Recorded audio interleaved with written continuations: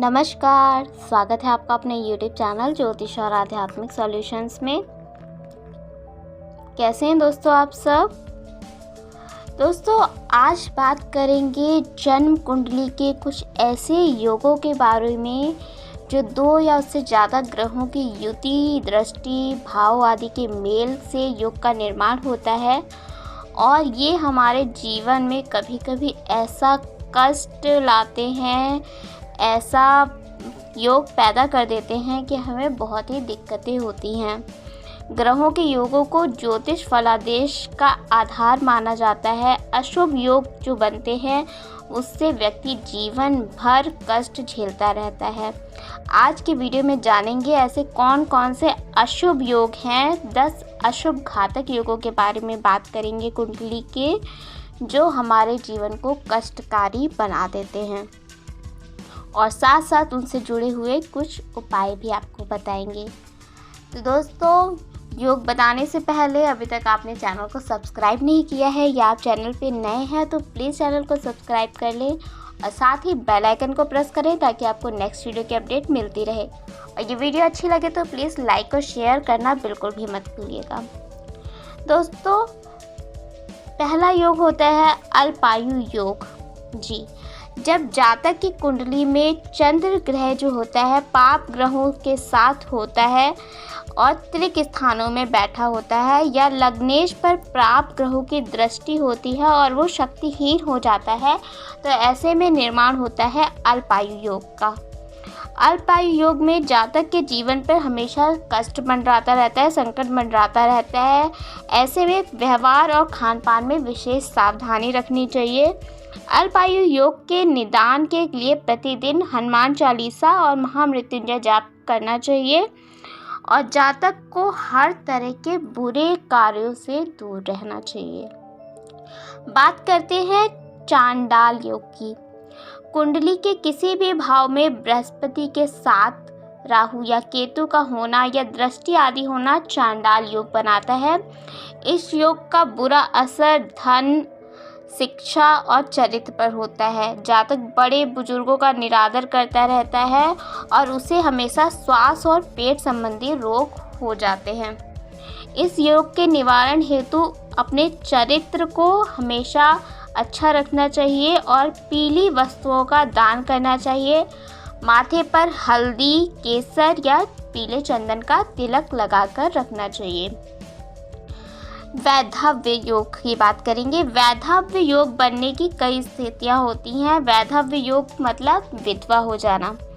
सप्तम भाव का स्वामी मंगल होने व शनि की तृतीय, सप्तम व दशम दृष्टि पड़ने पर ये योग बनता है, यानी कि वैधव्य योग बनता है।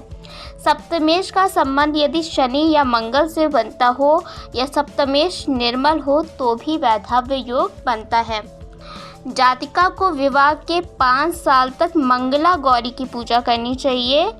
विवाह से पहले कुंभ विवाह करवा लेना चाहिए और साथ ही विवाह होने के बाद यदि इस योग का पता चले तो दोनों लोगों को मंगल और शनि के उपाय करने चाहिए। अगला योग है दारिद्र्य योग।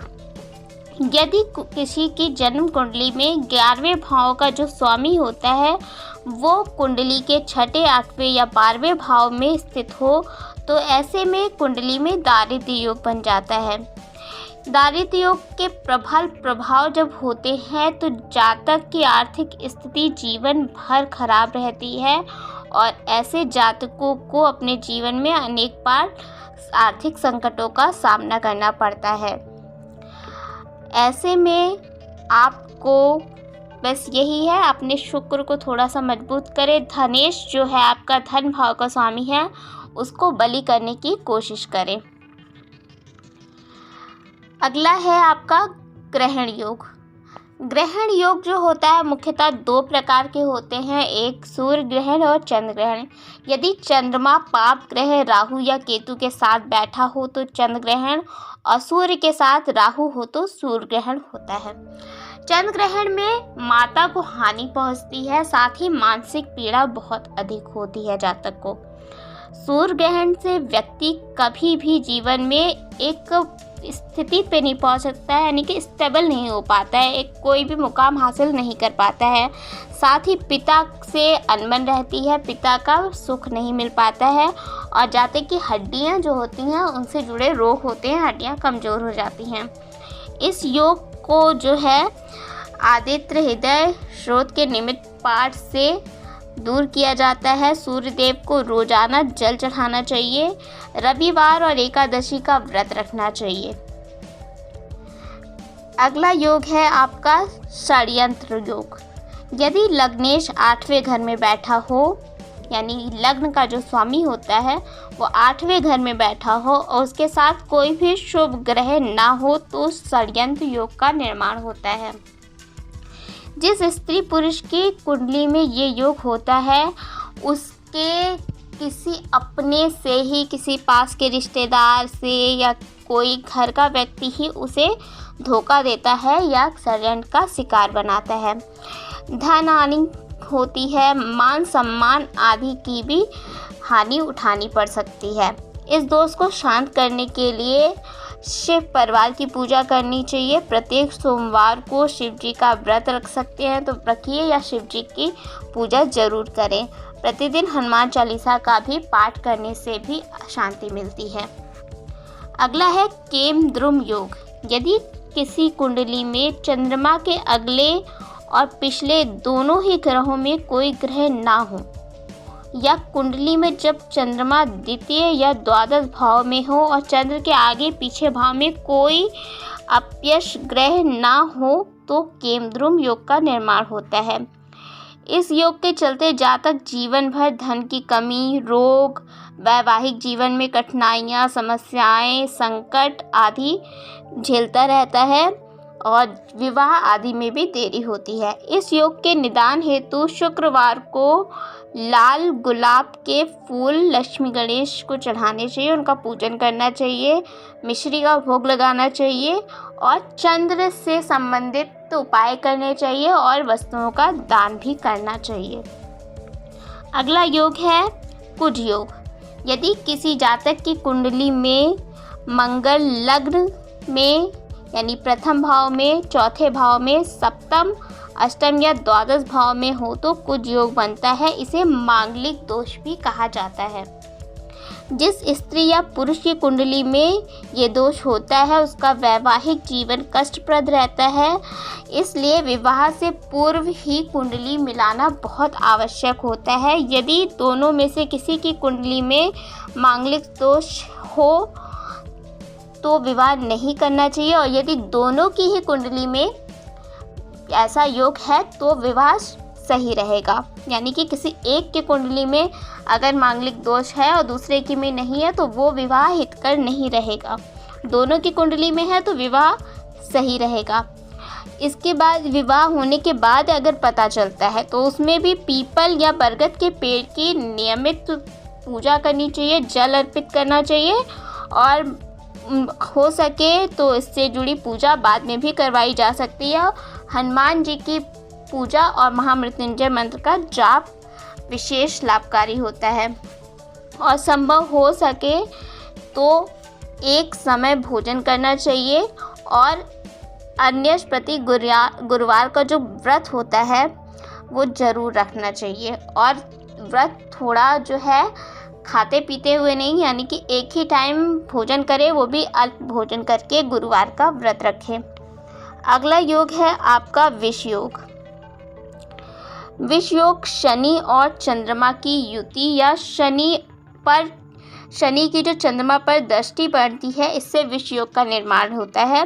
कर्क राशि में शनि पुष्य नक्षत्र में हो और चंद्रमा मकर राशि के श्रवण नक्षत्र में हो या फिर चंद्र और शनि विपरीत स्थिति में हो और दोनों अपने अपने स्थान पर एक दूसरे को देख रहे हो तो भी विष योग का निर्माण होता है।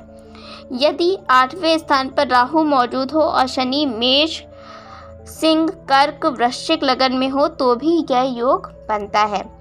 इस योग से जातक को जीवन पर्यंत कई प्रकार के विष समान जो कठिनाइयाँ होती हैं उनको झेलना पड़ता है और माता को भी विष योग जो है पीड़ित रखता है। इस योग के निदान हेतु संकट मोचक की पूजा करनी चाहिए, संकट मोचक यानी कि हनुमान जी की पूजा करनी चाहिए, शिव जी की छाया दान जरूर करते चाहिएगा। छाया दान मतलब सरसों के तेल में अपना अक्स देखकर, अपने आप को देखकर उसका दान कर देना चाहिए। महामृत्युंजय मंत्र का जाप भी विष योग में विशेष लाभकारी होता है। दोस्तों, ये थे कुछ योग जो बहुत ही कष्टकारी बना देते हैं हमारे जीवन को। इनसे जुड़े क्या उपाय हैं ये भी हमने आपको बताए। इससे रिलेटेड आपका कोई भी प्रश्न हो तो आप कमेंट बॉक्स में पूछ सकते हैं और बताइएगा ज़रूर वीडियो आपको कैसा लगा। तो दोस्तों, यदि आपकी कुंडली में इनमें से कोई भी योग है तो थोड़ा सा सचेत होकर इनके उपाय ज़रूर करें, वरना आपके जीवन में ये योग बहुत ही कष्ट देते रहेंगे। तो परेशान होने की ज़रूरत नहीं है। अगर कष्ट है, संकट है, समस्याएं हैं तो उनका समाधान है, उपाय हैं, और सबसे बड़ी बात ईश्वर आपके साथ है। अगर आप सच्चे लगन से उपाय करते हैं, उनकी पूजा भक्ति करते हैं तो बड़े से बड़े संकट कट जाते हैं। तो खुश रहिए, अपना ख्याल रखिए, हंसते रहिए, हंसाते रहिए। मिलते हैं अगले वीडियो में नई जानकारी के साथ। तब तक के लिए अपना ख्याल रखिएगा। नमस्कार।